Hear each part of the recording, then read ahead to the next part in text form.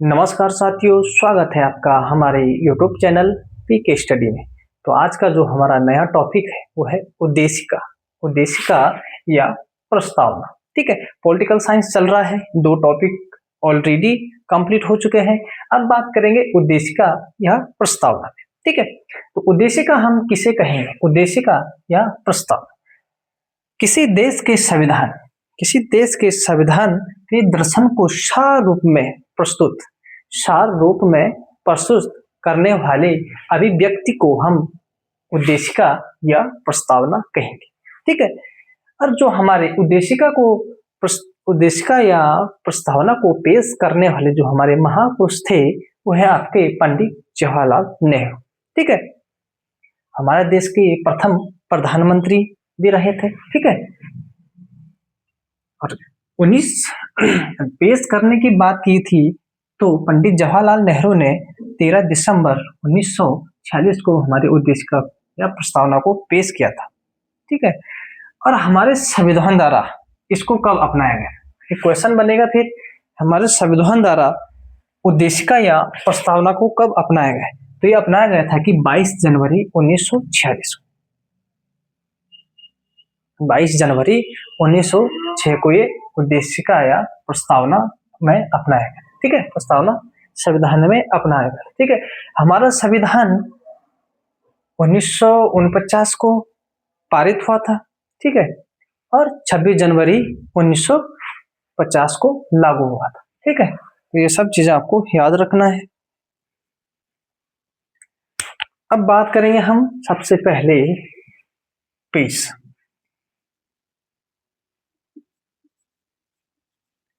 कब पेश किया गया था प्रस्तावना? 13 दिसंबर 1946। ठीक है, पेश किया गया था। अपनाया कब गया था? अपनाया गया था 22 जनवरी 1946 को क्या किया गया था? अपनाया गया था। ठीक है, उद्देशिका या प्रस्तावना। ठीक है, अब बात करेंगे कि किसने इसको पेश किया था। तो ये किए थे हमारे पंडित जवाहरलाल नेहरू ने। ठीक है, नेहरू जी ने इसको पेश किया। ठीक है, उद्देशिका की प्रस्तावना की बात करेंगे तो प्रस्तावना हमने किस देश से लिया था? तो प्रस्तावना हमने अमेरिका से लिया था। ठीक है, अमेरिका। प्रस्तावना हमने अमेरिका से लिया था। ठीक है, यहाँ पे कंफ्यूज मत होना। ठीक है, एक बात यहाँ पे कि भाषा, प्रस्तावना की भाषा की बात करेंगे तो भाषा हमने ऑस्ट्रेलिया से ली है। ठीक है, ऑस्ट्रेलिया से लिया है। अगर केवल प्रस्तावना आएगी तो प्रस्तावना पे केवल हमने अमेरिका से लिया है। ठीक है, अगर भाषा प्रस्तावना की भाषा बोलेगा तो ये हमने ऑस्ट्रेलिया से लिया है। ठीक है, आया इस बात समझ में आई होगी। ठीक है, क्योंकि उद्देशिका या प्रस्तावना हमने अमेरिका से लिया सबसे पहले। ठीक है, सबसे पहले उद्देशिका को अपने संविधान में शामिल करने वाला जो देश है वो है आपका अमेरिका। ठीक है, अमेरिका ने सबसे पहले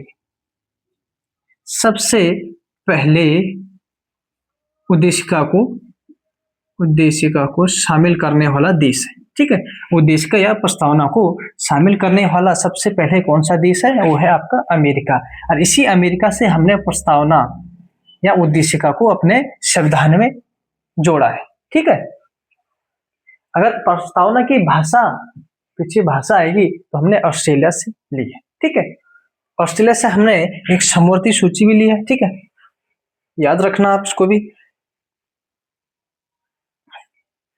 पेश की बात हो गई, अपनाया गया है, और भाषा की बात हो गई है। अब बात करेंगे हम थोड़ा लिख देता हूं मैं कि उद्देशिका किसे कहेंगे। ठीक है, उद्देशिका किसी देश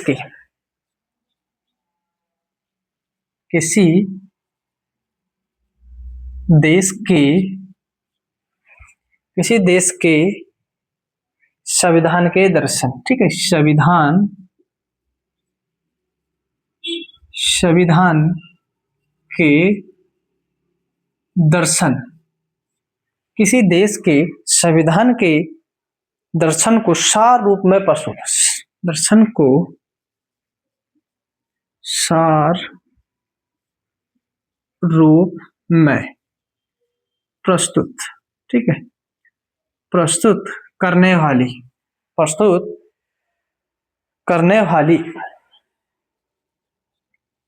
करने वाली अभिव्यक्ति, ठीक है, करने वाली अभिव्यक्ति को, करने वाली अभिव्यक्ति को क्या कहेंगे? उद्देशिका कहेंगे, ठीक है, उद्देशिका कहेंगे। तो ये हमारा थोड़ा से उद्देशिका या प्रस्तावना के बारे में बताया आपको, ठीक है। इतना तो आप लोगों को समझ में आ चुका होगा, ठीक है। उद्देशिका या प्रस्तावना नेहरू जी ने पेश किया है, कब किया है? 13 दिसंबर 1946 को। अपनाया कब गया है? 22 जनवरी 1946 को, ठीक है। प्रस्तावना की भाषा हम कहाँ से लिए हैं? ऑस्ट्रेलिया से। अगर केवल प्रस्तावना की बात करेगा तो हम अमेरिका से लिए हैं, ठीक है। सबसे पहले उद्देशिका, सबसे पहले उद्देशिका को अपने संविधान में किसने जोड़ा था? तो जोड़ा था अमेरिका ने। किस देश ने जोड़ा था? ठीक है, तो अमेरिका ने। उद्देशिका किसी देश के संविधान के दर्शन को सार रूप में प्रस्तुत करने वाली अभिव्यक्ति को हम क्या कहेंगे? उद्देशिका कहेंगे, ठीक है। इतना समझ आया। अब आगे बात करेंगे कि हमारे संविधान में तो भारत की वर्तमान उद्देशिका कैसी है, ठीक है।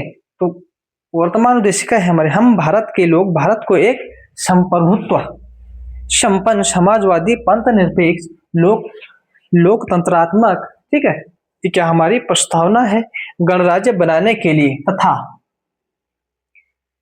गणराज्य बनाने के लिए तथा उसके समस्त नागरिकों को सामाजिक, धार्मिक, राजनीतिक न्याय तथा विचार अभिव्यक्ति विश्वास, ठीक है, विश्वास, धर्म और उपासना की स्वतंत्रता, प्रतिष्ठा और अवसर की समता प्राप्त करने के लिए तथा उन सब व्यक्तियों को गरिमा, राष्ट्र की एकता और अखंडता सुनिश्चित कराने के लिए आज 26 नवंबर 1949 की मिति मार्गशीर्ष शुक्ला सप्तमी संवत 2006 विक्रमी को एतत् द्वार इस संविधान को अंगीकृत या अनियमित तथा आत्मकृत करते हैं। तो हमारा संविधान जो अंगीकृत हुआ था वह था आपका 1949 को, 26 नवंबर 1949 को, ठीक है।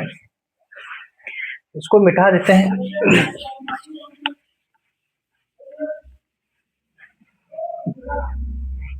अब बात करेंगे कि हमारे उद्देशिका में है क्या क्या, ठीक है, हमारे उद्देशिका में है क्या क्या, उस पर बात करें, ठीक है। तो हमारे उद्देशिका में 5 व्यवस्थाओं का उल्लेख किया गया है: संप्रभु, समाजवाद, पंथ निरपेक्ष, लोकतंत्र और गणराज्य, ठीक है। एक एक बताऊंगा मैं, इंपोर्टेंट है सारी चीजें। किस पे बात की है? सबसे पहले उद्देशिका में 5 व्यवस्थाओं का उल्लेख, 5 व्यवस्था, ठीक है, 5 व्यवस्थाओं का उल्लेख किया गया है, उल्लेख किया गया है हमारे उद्देशिका में, ठीक है। पहला आता है आपका संप्रभु, संप्रभु। अगला आता है आपका समाजवाद, समाजवाद हो गया। अगला आता आपका पंथ निरपेक्ष, पंथ निरपेक्ष, पंथ संप्रभु, समाजवाद, पंथ निरपेक्ष, लोकतंत्र,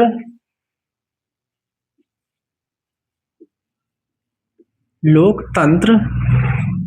अगला आता है गणराज्य, ठीक है, गणराज्य।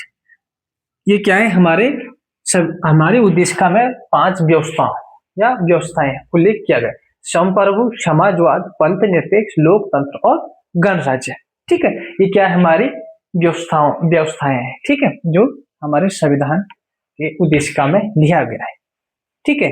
क्वेश्चन बनेगा कि 5 व्यवस्थाओं का उल्लेख, क्वेश्चन ऐसा ही बनेगा भैया डायरेक्ट, 5 व्यवस्थाओं का उल्लेख किया गया है तो इनमें से कौन नहीं है, ठीक है। यहाँ पर कुछ और दे देगा लिख के, या ये भी लिख देगा इनमें से सारे, ठीक है। तो आपको याद रखना है। अगला देखते हैं। अगला आएगा आपका उद्देशिका में 5 स्वतंत्रता का उल्लेख किया गया है। ठीक है, 5 स्वतंत्रता का उल्लेख किया गया है। 5 स्वतंत्रताओं का उल्लेख किया गया है। ठीक है, जिसमें सबसे पहले आएगा आपका धर्म। ठीक है, सबसे पहले आएगा धर्म, स्वतंत्रता की बात हो रही। ठीक है, धर्म। दूसरा आएगा उपासना। तीसरा आएगा आपका विचार। धर्म, उपासना, ठीक है, विचार, अभिव्यक्ति। ठीक है, चौथा आएगा अभिव्यक्ति, अभिव्यक्ति। अगला आएगा विचार। ठीक है, नहीं विचार नहीं, विश्वास। विचार तो आ गए ना, विश्वास। तो ये क्या है, हमारे उद्देशिका में 5 स्वतंत्रताओं की बात की गई। धर्म, उपासना, विचार, अभिव्यक्ति और विश्वास। ठीक है, ये क्या है कि 5 स्वतंत्रता है, इन पे भी बात की गई है। अगला आता है हमारा उद्देशिका में 3 न्यायों की बात की गई। उद्देशिका में न्याय का भी उल्लेख है। ठीक है, उद्देशिका में 3 न्याय का उल्लेख है,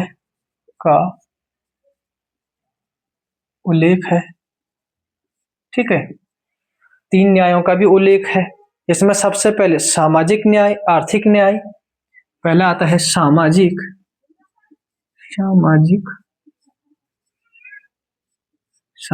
न्याय।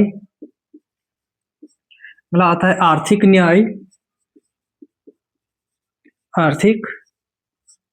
न्याय। अगला आता है राजनीतिक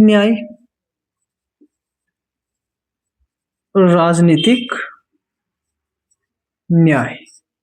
ये क्या हमारे उद्देशिका में 3 न्यायों का उल्लेख किया गया है, जो इस प्रकार है। ठीक है, सामाजिक न्याय, आर्थिक न्याय और राजनीतिक न्याय। याद रखना भाई, ये सारी इंपॉर्टेंट चीजें हैं, आपको बताई जा रही हैं। ठीक है, एग्जाम में क्वेश्चन बनते हैं भाई डायरेक्ट। आजकल ज्यादातर कथन निष्कर्ष वाले क्वेश्चन आ रहे हैं, तो यहाँ से बनने के चांस ज्यादा है। ठीक है, तो ये आपके 3 न्याय, 3 स्वतंत्रता पे बात होगी और 5 स्वतंत्रता पे बात हुई है और 5 व्यवस्थाओं पे बात हुई और 3 न्याय पे बात हुई है। ठीक है, अब उद्देशिका में 2 समानता का ही बात करेंगे, समानता की बात करेंगे। उद्देशिका में 2 समानताएं, अगला लिख देते हैं, यही लिख देते हैं। ठीक है, उद्देशिका में 2 समानता का उल्लेख है। दो समानता का उल्लेख है। ठीक है, किसका उल्लेख है?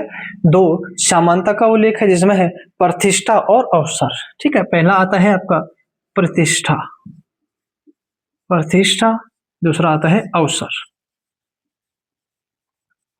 ठीक है, क्या है? पहला आता है प्रतिष्ठा, दूसरा है अवसर। तो ये 2 समानताओं की बात भी हो गई। ठीक है, याद रखना, क्वेश्चन बनेगा हमारे संविधान के उद्देशिका में किन 2 समानताओं का उल्लेख किया गया है।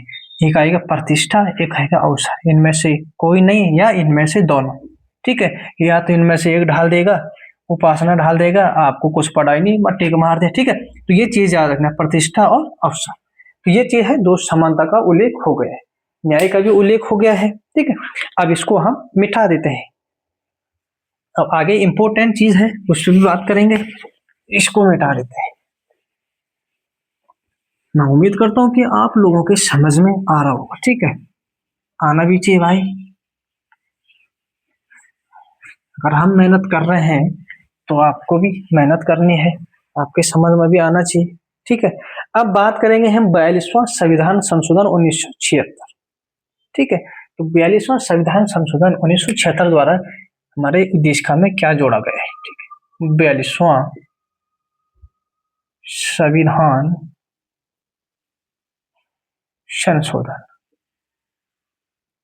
संशोधन 1976। 42वां संविधान संशोधन 1976 द्वारा हमारी उद्देशिका में तीन शब्दों का उल्लेख किया गया है या जोड़ा गया है। ठीक है, तो वो कौन कौन से हैं? सबसे पहले आता आपका पंथ निरपेक्ष, पंथ निरपेक्ष। ठीक है, अगला आता है आपका समाजवादी या समाजवाद। ठीक है, समाजवाद, समाजवाद या समाजवादी जो भी है। ठीक है, समाजवाद। अगला आता है अखंडता, अगला आता है अखंडता। काफी इंपोर्टेंट है भाई तीनों। ठीक है, इंपोर्टेंट। 42वां संविधान संशोधन 1976 द्वारा जो जोड़े गए शब्द हैं वो है हमारे उद्देशिका में पंथ निरपेक्ष, समाजवाद और अखंडता। काफी इंपोर्टेंट है तीनों। ठीक है, पंथ निरपेक्ष क्वेश्चन बनेगा पंथ निरपेक्ष, समाजवाद और अखंडता किस संविधान संशोधन द्वारा जोड़े गए हैं? तो 42वां संविधान संशोधन द्वारा जोड़े गए 1976। क्वेश्चन ऐसा भी बनेगा 42वां संविधान संशोधन 1976 द्वारा किन तीन शब्दों का उल्लेख किया गया? तो किया गया पंथ निरपेक्ष, समाजवाद और अखंडता। ठीक है, तो ये है आपका इंपोर्टेंट। अगला चलते हैं, एक क्वेश्चन बनेगा आपके इस पे। ठीक है, स्वतंत्रता समानता, स्वतंत्रता, स्वतंत्रता समानता। ठीक है, स्वतंत्रता समानता बंधुता, बंधुता।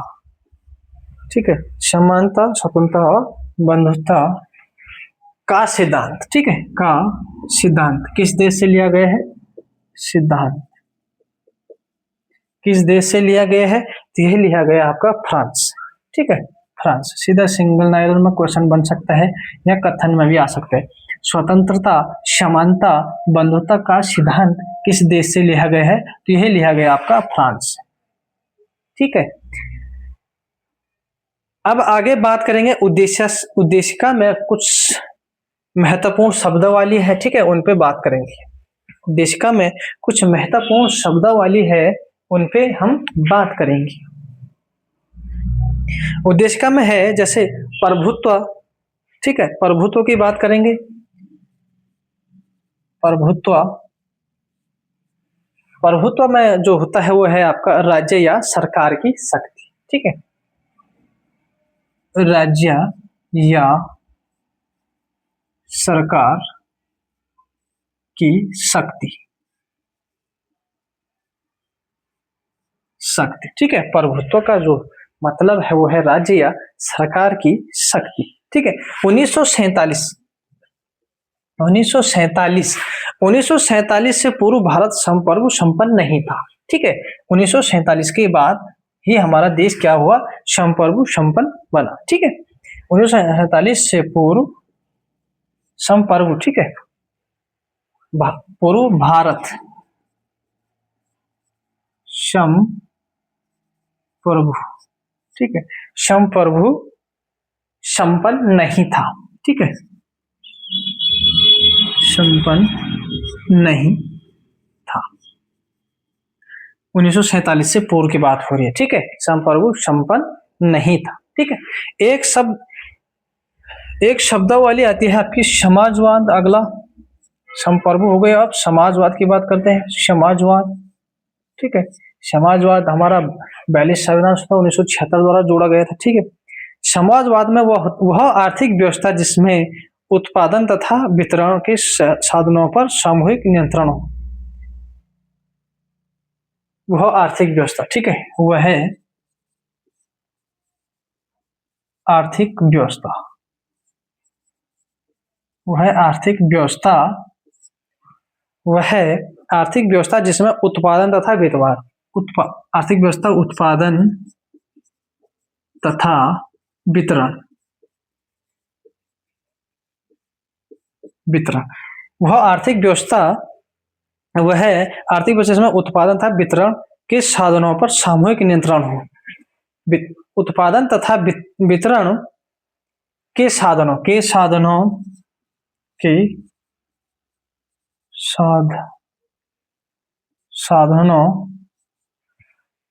उत्पादन तथा वितरण के साधनों पर सामूहिक नियंत्रण हो। ठीक है, सामूहिक नियंत्रण हो, उसे हम समाजवाद कहते हैं। नियंत्रण, ठीक है, नियंत्रण की बात हो रही है इसमें। समाजवाद में आर्थिक व्यवस्था, उत्पादन तथा वितरण के साधनों का सामूहिक नियंत्रण, उसे हम क्या कहेंगे? समाजवाद कहेंगे। ठीक है, इसको मिटा देते हैं, आगे भी है, अभी और भी चीजें हैं। ठीक है, आप हमारे साथ बने रहो, बस बाकी सब समझ आ जाएगा। अगला आता है आपका पंथ निरपेक्ष। क्या आता है? पंथ निरपेक्ष। पंथ निरपेक्ष, तो पंथ निरपेक्ष, भारत का अपना कोई पंथ या मजहब संप्रदाय नहीं होगा। ठीक है, इसमें कहा गया है भारत का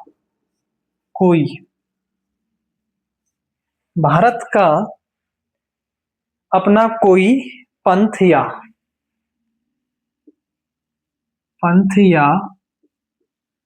मजहब, भारत का अपना कोई पंथ या मजहब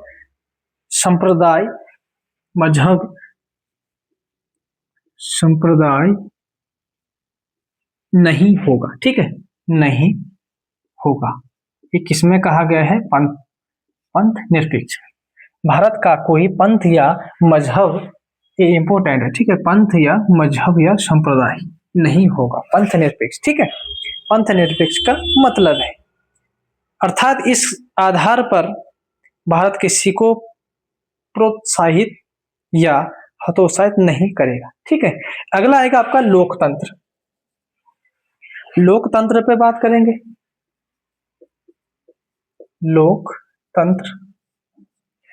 लोकतंत्र वह शासन व्यवस्था जिसमें जनता के सामाजिक, आर्थिक, राजनीतिक न्याय तथा स्वतंत्रता सुनिश्चित हो तथा इस व्यवस्था में लोग अपने शासन को खुद चुनते हैं या खुद शासन बना सकते हैं। लोकतंत्र, ठीक है। सामाजिक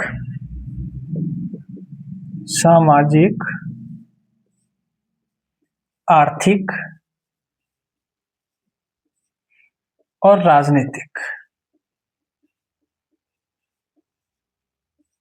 सामाजिक, आर्थिक और राजनीतिक न्याय तथा स्वतंत्रता सुनिश्चित हो। ठीक है, स्वतंत्रता सुनिश्चित हो, स्वतंत्रता निश्चित हो। ठीक है, निश्चित हो। ये किसमें? ये लोकतंत्र। लोकतंत्र के बाद जिसमें जनता खुद सरकार चुने। ठीक है, स्वतंत्रता सुनिश्चित हो तथा इस व्यवस्था में लोग अपने शासन को खुद चुन सकते हैं। ठीक है, अपने शासन को खुद चुन सकते हैं, अपने शासन को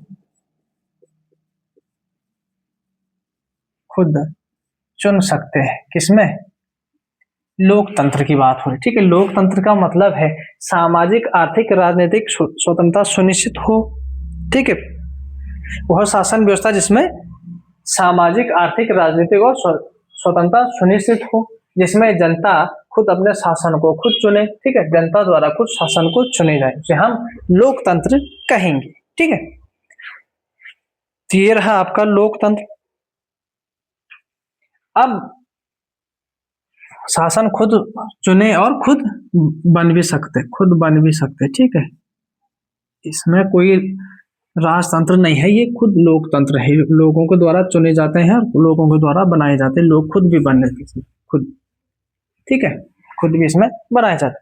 अब आगे गणतंत्र, लोकतंत्र हो गया। अब अगला गणतंत्र की बात करते हैं। गणतंत्र पे बात करेंगे। वह व्यवस्था जिसमें किसी देश का प्रमुख जनता द्वारा प्रत्यक्ष या अप्रत्यक्ष निश्चित अवधि के लिए चुना जाता हो। ठीक है, वह व्यवस्था जिसमें किसी देश का प्रमुख, जिसमें किसी देश का प्रमुख जनता द्वारा, ठीक है, प्रमुख जनता द्वारा प्रत्यक्ष या अप्रत्यक्ष, ठीक है, प्रत्यक्ष और अप्रत्यक्ष, ठीक है, प्रत्यक्ष या अप्रत्यक्ष, अप्रत्यक्ष, जिसमें किसी देश का प्रमुख जनता द्वारा प्रत्यक्ष या अप्रत्यक्ष निश्चित अवधि तक, ठीक है, निश्चित अवधि तक चुनाव, निश्चित अवधि तक, ठीक है, निश्चित अवधि के लिए चुना जाता हो, के लिए चुना गया हो, ठीक है, के लिए चुना गया हो, चुना गया, उसे हम क्या कहेंगे, गणतंत्र कहेंगे, ठीक है। तो ये आपके कुछ शब्दावली थी, उन पे बात हुई है। अब हम बात करेंगे कुछ प्रमुखवाद, उद्देशिका से संबंधित कुछ प्रमुखवाद जो इंपोर्टेंट है एग्जाम के हिसाब से, ठीक है। कुछ प्रमुखवाद हैं जैसे केशवानंद भारतीवाद है, ठीक है, गोपालनवाद, ठीक है, और बेरुवादी वाद। तो सबसे पहले बात करेंगे बेरुवाड़ी वाद, बेरुवाड़ी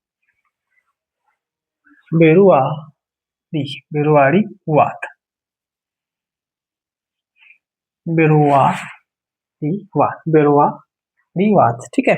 कब बना ये, 1960 में, 1960 में बना था ये वाला वाद। तो इस वाद में सुप्रीम कोर्ट ने इस वाद में उद्देशिका को संविधान का भाग नहीं माना है, ठीक है, इंपोर्टेंट है, ठीक है। इस वाद में क्या कहा गया है कि उद्देशिका संविधान का भाग नहीं है, ठीक है, इस वाद में, ठीक है, इस वाद में कहा गया है, सुप्रीम कोर्ट ने कहा है उद्देशिका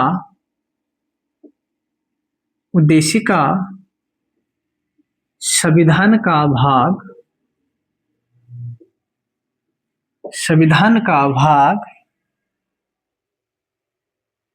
नहीं है, संविधान का भाग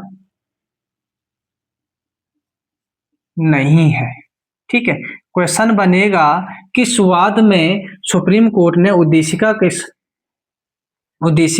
संविधान का भाग नहीं माना है, तो वो है आपका बेरुवाड़ी वाद, 1960।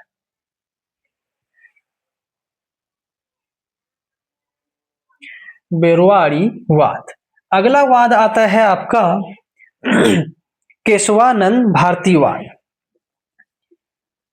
केशवानंद भारतीवाद। ये कब बना था, केशवानंद भारतीवाद 1973 में बना था, ठीक है।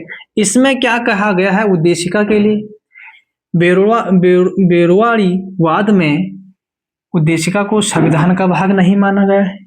अब केशवानंद भारतीवाद में सुप्रीम कोर्ट ने प्रस्तावना को संविधान का भाग माना है, ठीक है। केशवानंद भारतीवाद में सुप्रीम कोर्ट ने प्रस्तावना को संविधान का भाग माना है, ठीक है, माना है। इंपोर्टेंट है भाई दोनों, ठीक है। इसमें बेरुवाड़ी वाद में नहीं माना गया है और केशवानंद भारतीवाद में माना गया है, ठीक है। अगला आता है आपका केशवानंद भारतीवाद में कुछ इंपोर्टेंट चीजें हैं। यह अब तक की सबसे बड़ी खंडपीठ है, ठीक है। इसमें 13 न्यायाधीश थे जिन्होंने 7-6 से अपना निर्णय दिया था। ये केरल सरकार के खिलाफ है, ठीक है, केशवानंद भारतीवाद, ज्यादा कुछ नहीं आएगा इसमें। अगला आता है जिसमें एक वाद आता है आपका गोपालन वाद। गोपालन वाद। कौन सा वाद? गोपालन वाद। तो इसमें कहा गया है, सबसे पहले तो ये बना था आपका 1950 में गोपालन वाद। ये कब बना था? गोपालन वाद 1950 में बना था। इस वाद में सुप्रीम कोर्ट ने न्यायालय उद्देशिका को न्याय योग्यवाद योग्य नहीं माना है। इसमें न्याय योग्य उद्देशिका को न्याय योग्य नहीं माना है। सुप्रीम कोर्ट ने उद्देशिका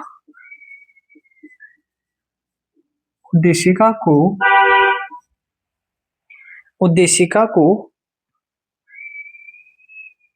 न्याय